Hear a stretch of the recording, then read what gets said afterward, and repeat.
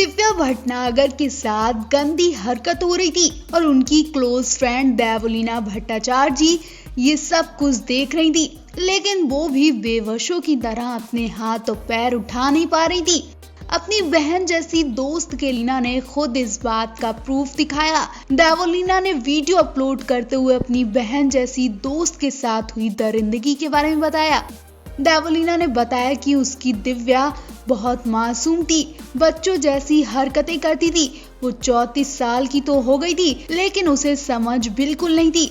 अगर समझ ही होती तो वो अपने माता पिता और दोस्तों की बात को नजरअंदाज ना करके आज अपनी जिंदगी खतरे में नहीं डालती।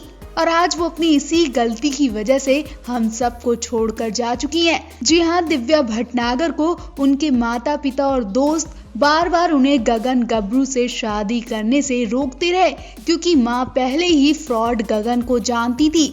लेकिन दिव्या ने गगन के लिए सब कुछ छोड़ दिया। गगन ने दिव्या को बताया था कि वो सेलिब्रिटीज मैनेजर है, लेकिन वो एक फ्रॉड मैनेजर था। दिव्या ने माता पिता के खिलाफ जाकर गगन से शादी कर ली।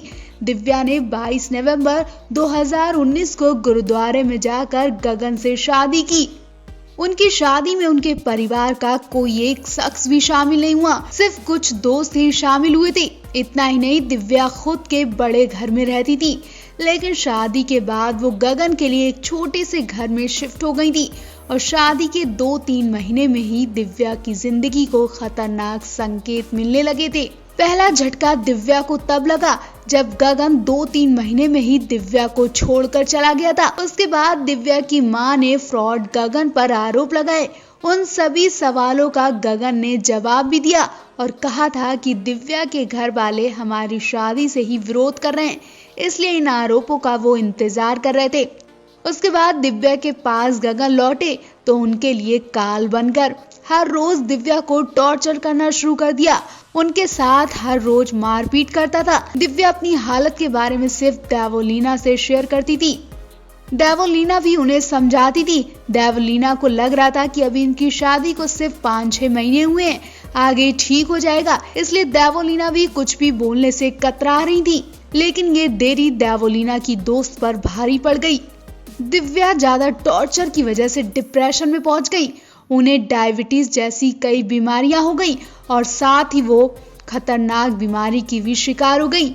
इस बीमारी में भी गगन उन पर अत्याचार करते दिखे और तब तक देवलीना चुप रही। अगर देवो तब ये वीडियो बनाकर खुलासा कर देती तो शायद दिव्या आज हमारे बीच होती।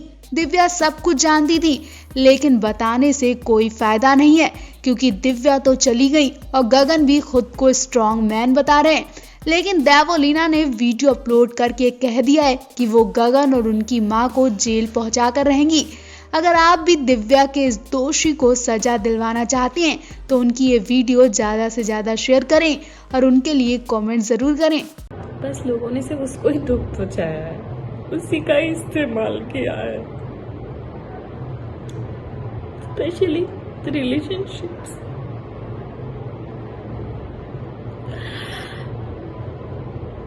ये हर एक लड़की गलती करती है, एक रिलेशनशिप से गंदे से धोखा खाने के बाद कहीं से भी थोड़ा भी कोई सहारा।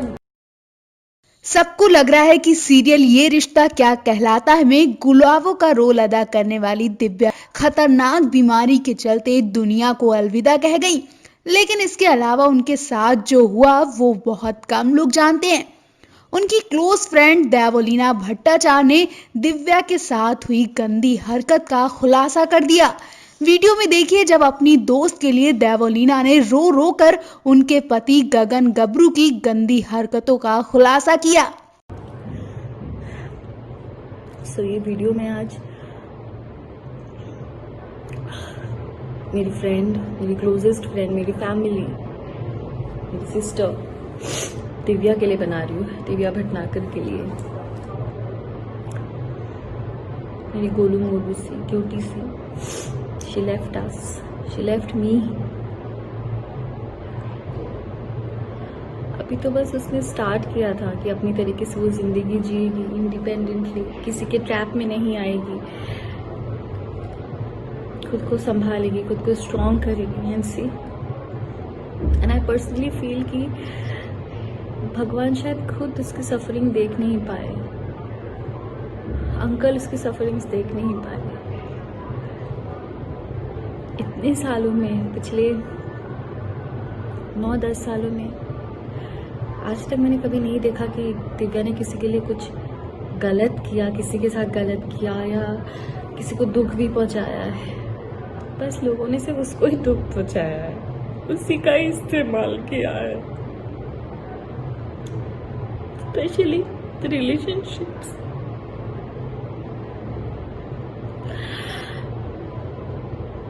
ये हर एक लड़की गलती करती है, एक रिलेशनशिप से गंदे से धोखा खाने के बाद कहीं से भी थोड़ा भी कोई सहारा दे देता है, वो लड़की बिना सोचे समझे उसे अपना सहारा मान लेती है, बिना उसका बैकग्राउंड जाने, बिना कुछ जाने। और दिव्या तो मासूम थी, एकदम भोली थी, उस पागल को तो मैं समझाती थी। मतलब अगर मैं उसे समझाती होंगी तो आप समझ सकते हो कि वो किस तरीके की थी। मैं खुद इतनी इमोशनल हूँ तो वो मेरा 1000 गुना थी। आज जो ये वीडियो मैं बना रही हूँ बहुत जरूरी है ये बनाना, स्पेशली उस इंसान के लिए जिसकी वजह से मेरी दिव्या ने इतना सफर किया। आई नो कि आज दिव्या के साथ जो भी हुआ, दिव्या हमारे बीच में नहीं है, it is because of Covid. But जो मेंटल स्ट्रेस, जो फिजिकल अब्यूज उसके साथ हुआ है, कोई भी इंसान अगर उस फेज से गुजरता तो छोटी सी एक बीमारी से भी लड़ने की उस इंसान के पास ताकत नहीं होती है। तो फिर भी कोविड था। बहुत ही शराफत से, बहुत ही शांति से मैं आप सबको ये चीज बता रही हूँ, and specially to you Gagan Gabru.